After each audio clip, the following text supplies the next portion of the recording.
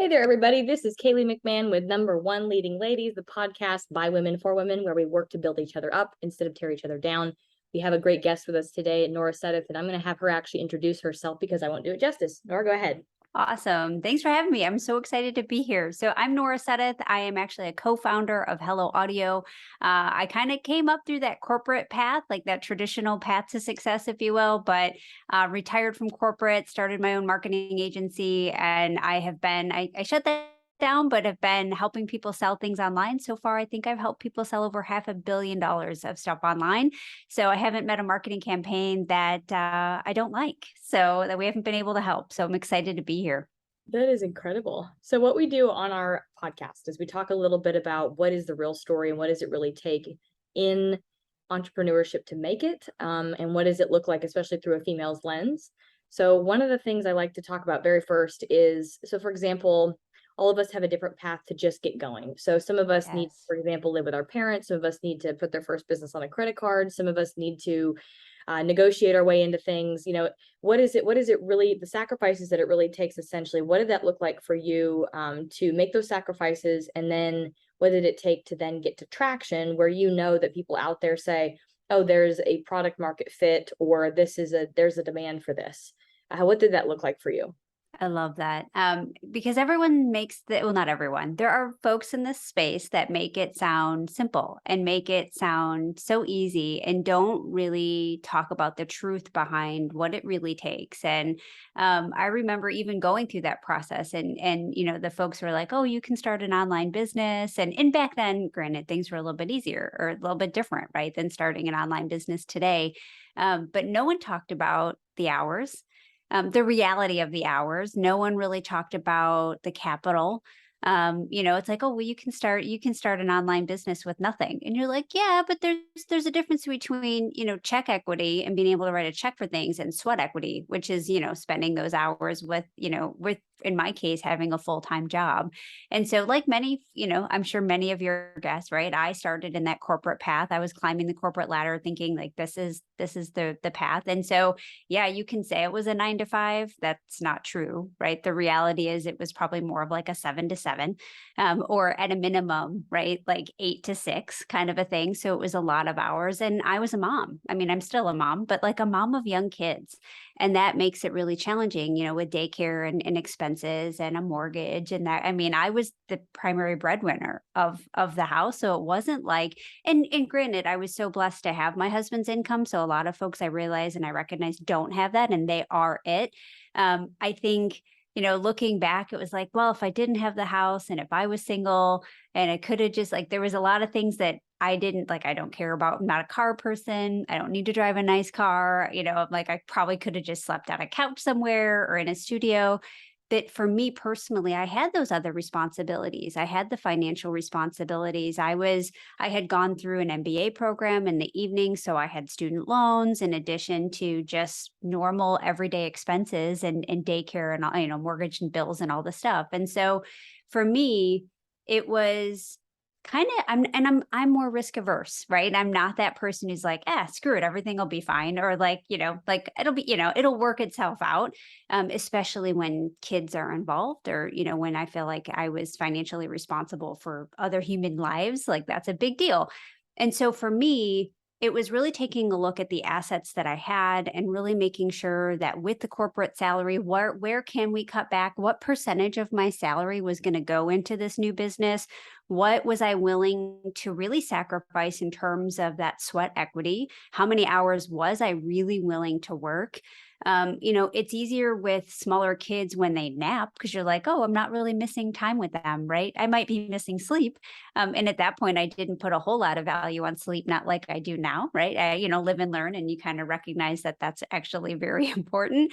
But it was a lot of really late nights or really early mornings, and it was looking at capital expenses. And granted, back then, advertising, there were channels of advertising that were a lot cheaper than things are right now. And the cost to acquire a client did not look like it does today, at the time of this recording, right? This was many years ago. And so it was very challenging. And it was it was hard to tell people that it was challenging, and to be like, "Hey, I'm afraid," right? Who do you tell? Like, "Hey, I'm actually scared. I'm afraid that I might fail." But it wasn't just because of me failing, like me failing. I'm like, "Yeah, who cares? It's me." But I didn't want to let my family down. I didn't want I didn't want to put them at risk because of a choice that I was making. And at that point, a lot of the gurus in the space and the folks that were teaching this stuff were guys. And they were guys that had wives that stayed at home with their kids. And I'm like, yeah, yeah, I get it. Like you're doing your thing, but I'm doing that and all the other things that your wife is doing right now. So how do we make this work? And no one talked about it. And so navigating that was really, really challenging to understand, how do you make this work? And it truly was one day at a time and trial and error. And for me personally, what I found is that I pushed too hard and that I was burned out or I was exhausted. And I really had to do a better job of listening to my body and really making choices that sometimes were maybe one week I'd make a choice to stay up all night or to, stay up till 2 in the morning. And the next day I had to make a different choice. Right. And so it was very much a day to day kind of a thing. Just knowing though, at the end of the day, that I was making progress, which made it even more important for me personally to make sure that every investment I make, whether it was my time or capital, every step I took was the right one in the right direction. Right. And it's like what the right next step, what's now, what's next kind of a thing. And so that to me, knowing that and having a path forward that I felt confident in helped me navigate that when there was so much risk and so much sacrifice. When you were making those decisions, like for example, I took an accelerator, and there are other ways you can look at things like the bullseye method, lean method, and trying to figure out how do I essentially like on ads or doing any Mhm. kind of expense, like trying to figure out what is the least amount that I need to test with different sources to Yes. figure out where to then put in money because then you're getting the right return on investment. I guess my question is when it came to trying to figure all of that out and then getting to traction to see like, okay, maybe I'm going to test like, I think there's like 13 or 18 traction channels or something that you can try. During that process of trying and getting to figure out what worked, and then uh, getting to say, oh, this one I've got demand on. What did that look like? Yeah. So and that whole path to product market fit, right? And really understanding like, am I there? What does it take? Yeah. And you'll notice like most people in this space, like they don't teach that, right? At least not in the way that we would have appreciated it being taught. Like, can you just give me the path? Like, just tell me what it is. And it's for me personally, because I had come from a business background and I had a business backbone really kind of coming into it, it was easier. And I love numbers, I love spreadsheets, I love planning, right? So I had an advantage. And I fully acknowledged that going into it, that I had that business backbone. So I kind of knew like, what's a statistically significant number, Mhm. right? What is it, working backward, how much do I want to make, right? You go through the math because all it is math. What am I going to sell? What is the price point, right? What do I need to do? What's the market for this based on the market size? If I get feedback from X people, is that statistically significant to give me enough data in order for me to make decisions moving forward, right? And you're never going to be 100%. Like if you're in this space and you're trying to, create a business, no matter what business it is, you're never going to get that 100% confidence. It just doesn't exist, right? There's always going to be something that you're like, well, maybe this was a fluke and maybe because I sent an email on a holiday weekend or whatever that might be, right? So I think for me, I personally went offline before I went online Yeah. because to me, the folks I was following at the time, I was like, yeah, this doesn't feel right. And I was like, do you have a business background when you're teaching this? Because this just seems a little like off. And I didn't want to misstep and I didn't want to spend money or time where it was a waste because it was such a premium. Like that, my time it's such a premium. And so what I ended up doing was going offline. So instead of immediately going into ads, I worked my network around me. So that's what a lot of folks that start online businesses, they forget that they're already connected. They forget about their existing reach. Yeah. Yes, that is, at that time, the social media looked different. The profile looked a little bit different and the channels looked a little bit different than they do today. But what about your physical network? The folks that, for me, it was like, okay, what about my kids, like my kids' dentist and like my kids' social, like, all of those people that you forget about because everyone's like, oh, online, online, online. And you forget about the people around you who already know you, who already know your values, who already know how you work and in your personality. So you already have that beginning, your foot in the door, if you will, right? That relationship, that connection. And that's where I started because I felt like, why wouldn't I get those data points first before I go invest a bunch of money in that black box of an internet, right? That we're like, we don't really know what's out there. And there's a lot of things that can go wrong, or there's a lot of things that aren't really clear. Why not start with what I already know? That's what I ended up doing. I think being in the situation that you were in was probably a pretty good blessing, to tell you the truth, because there's times where, I don't have kids and maybe I don't have to say, well, I need this to feed them. And so I'm going to go hire someone and take a shot with someone that maybe like I think I'm being clear with what I need them to produce, but maybe I haven't worked with a development team before. And so then I'm way off. And then you're spending money and time and it's all whatever. So I think that was a really big blessing, and a lot of women that are hopefully listening to this and watching this later, instead of getting discouraged and saying, well, I just don't have it. It's like you do have it, but it just becomes very, very sacred. And so Yes. that's actually a good thing, so there's probably time and money that I've spent that I'm looking back going, why did I do that? Without Yes. being kind of, I hate to say it, like a hard ass, and saying like with marketers, I'm always like, no, like if you can't show me that this does this, there's no way I'm spending $600, Yeah. I appreciate the fact that you're trying to experiment, but let's do that with someone else's money. How funny. about that? Yeah, Yeah. yeah, not mine. And they Yeah. hate me because of that. And I'm like, well, that's great. You can go work with an enterprise level client, but I'm a startup, So and I think for me as a woman, sometimes it was hard for me to like even say that and have those boundaries because you're like Yes. worried about how the other person's gonna feel. So I would say that my better experience hiring people early on was a referral from someone that I personally knew that I trusted, that they had paid that person, they had worked full cycle with that person, they could vouch for them, but not my friend. Like, Yes. yeah, that would Referrals are everything. yeah, No matter if your first hire or your seventh hire and you're getting a COO, if referrals are everything, right? And it's if nothing else, that it increases your likelihood of success yeah, in an already very challenging environment, right? I think I was really lucky because I have a tech background.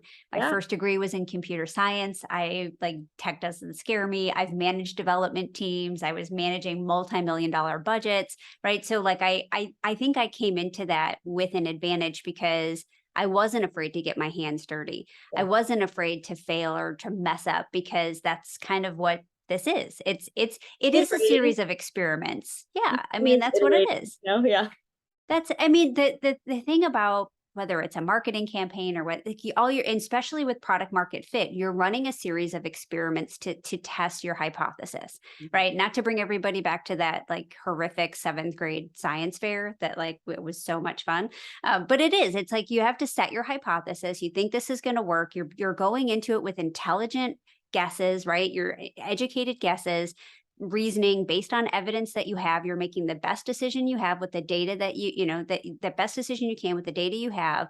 And you're running those experiments where you have to really be more discerning, especially as a female in business, is like it is your money and you are in charge. You get to decide what experiments you run and what experiments you're comfortable starting with and which ones you're like, yeah, I hear you, but we're not going to do that, right? We're going to be, and listen to your intuition too. I think that's a big thing for a lot of women is they're like, I kind of knew that hiring that coach wouldn't have been, wasn't a good idea, or I didn't resonate with them, or like there seems something off. You yep, do need to listen to your intuition, especially in those early stages. 100%. Well, I mean, thank you for being so transparent and sharing, like, really kind of in your virtual reality goggles, like what that was like.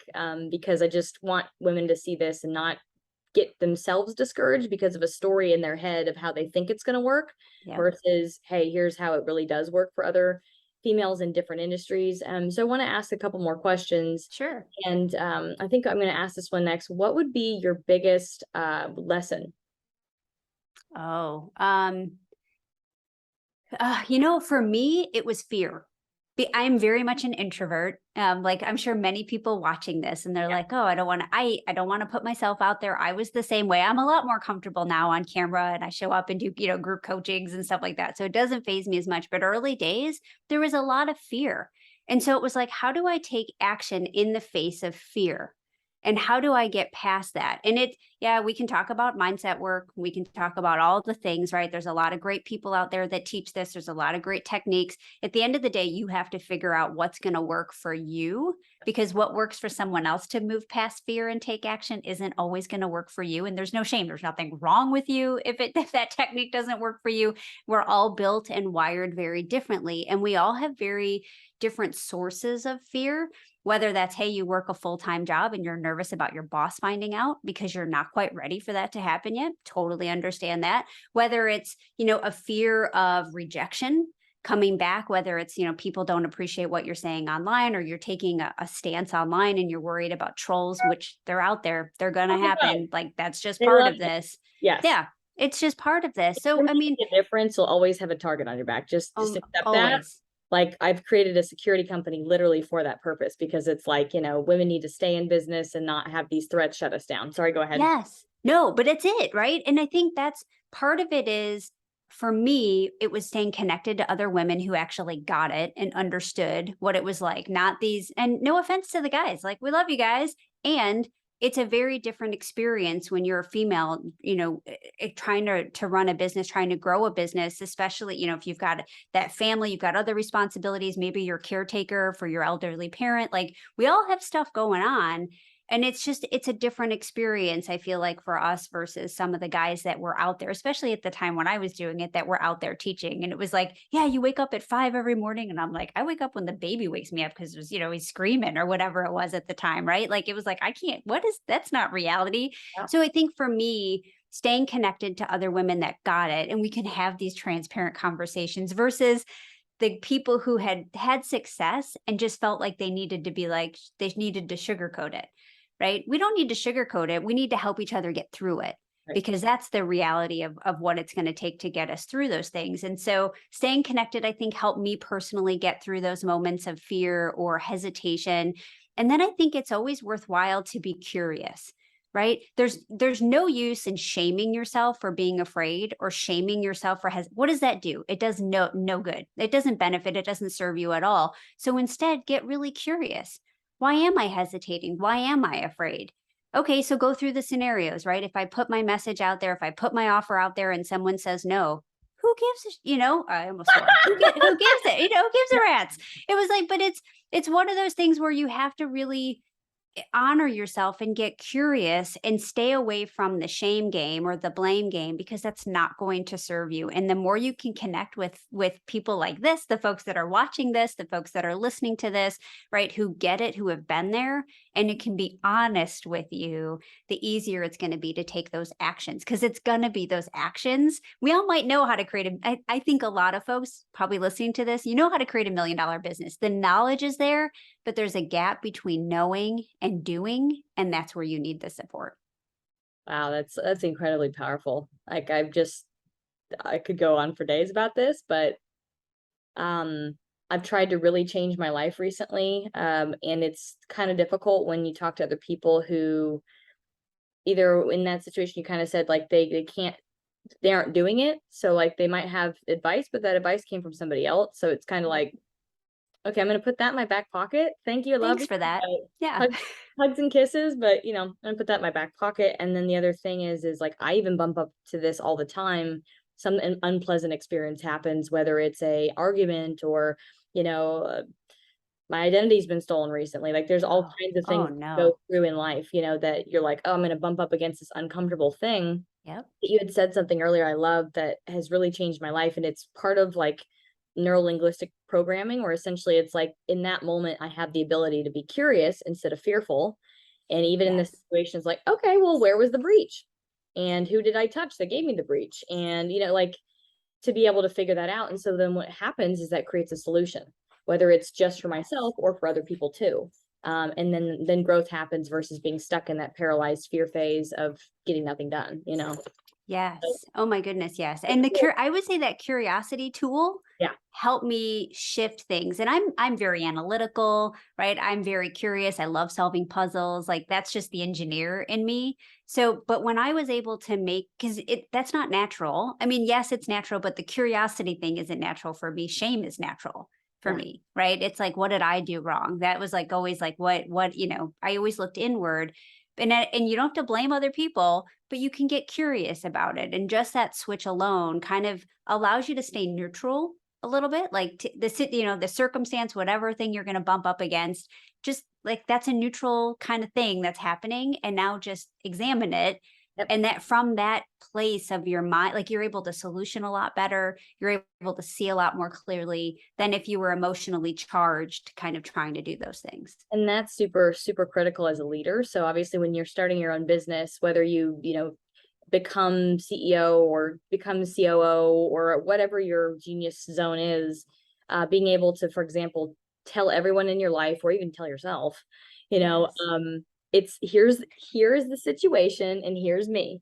Like I Yep. am not the situation. I'm not in the situation here. Here's the situation. Let's look at it, be curious about it.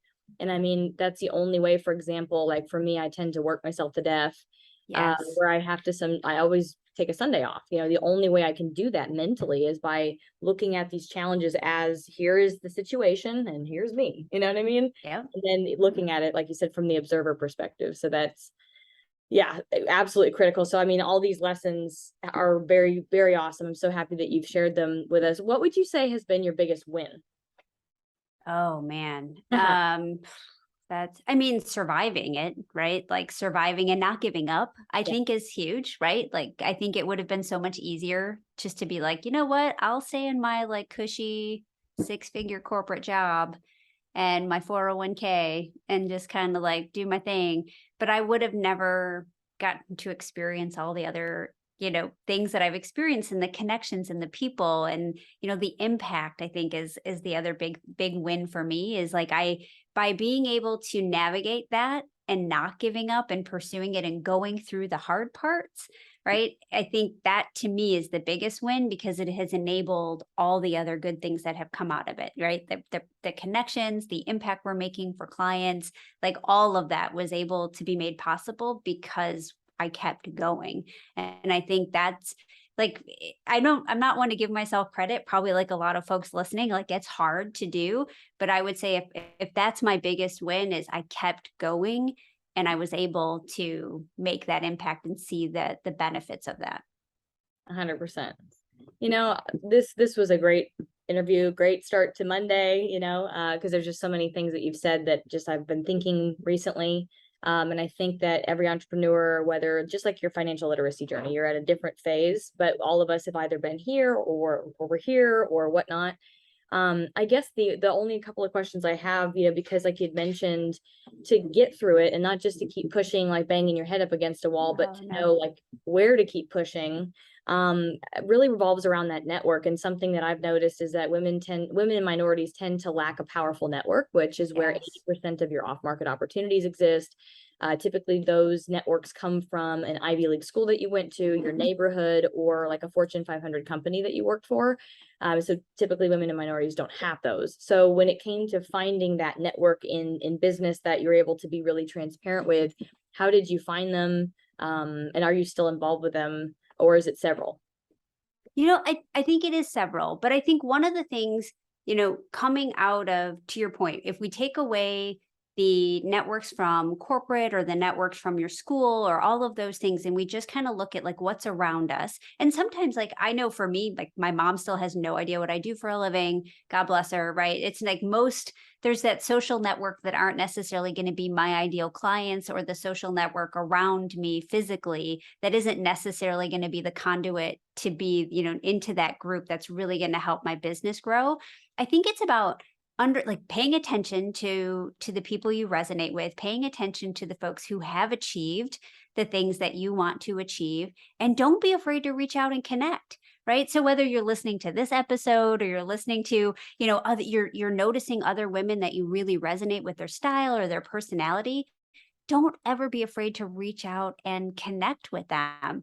And, where are they hanging out? Where are those groups of folks? There's groups on Facebook, there's groups on LinkedIn, there's groups, and it always changes, right? Because social media is changing and online, communities are changing. What are those associations that may not have a cost to it at all that you could maybe get involved in and start connecting with people? But the biggest thing I think is, when you're looking at that, don't assume it's coming to you. You need to really pursue and connect with folks, and don't be afraid. I know some introverts, I'm here, right? I'm like reporting for duty. You still have to reach out and make that connection. But when it comes from a genuine place, and it's not like, hey, I want to sell you something. Hey, I want you to, be my client. It's just really genuinely connecting with other humans on that level. Yeah, I think it's a lot easier to take that risk, if you will, and reach out. 100%. Well, Nora, would you let our audience know what they can reach out to you to participate with, or what are the possibilities of participating with you, and how do they also get a hold of you as well? Yeah, absolutely. So you can find me at norasudduth.com or on Instagram at Nora Sudduth. You can also look at Hello Audio. So we have helloaudio.fm. You can reach me there as well. Helloaudio.fm is a software tool that does private podcasts, which is kind of cool to be able to connect in kind of a different way than most people are used to. But yeah, you can reach me on any of those channels, and I would love to connect with you. Absolutely. Nora, thank you so much for your time today. And for everybody listening and watching later, of course, you know how to get a hold of Nora now. And of course, you can go to number one leading ladies off of theapartmentqueen.com. There is a link where you can see all of these episodes. And then please stay tuned for next week's episode, or a couple weeks from now. We look forward to having you really get enrolled with what it feels like to make it in business, and really understand who you can also still reach out to. Like, these podcasts are real people, real women that you can reach out to, like Nora had said earlier, on your journey, because we can't do it alone. I mean, really, women are very, very good at collaborative efforts. So I just want to put that out there. Any of our podcast guests now or next week, you have the ability to be able to connect and build your network. And Nora, thank you so much for being on today, and I look forward to seeing y'all again next week on Number One Leading Ladies.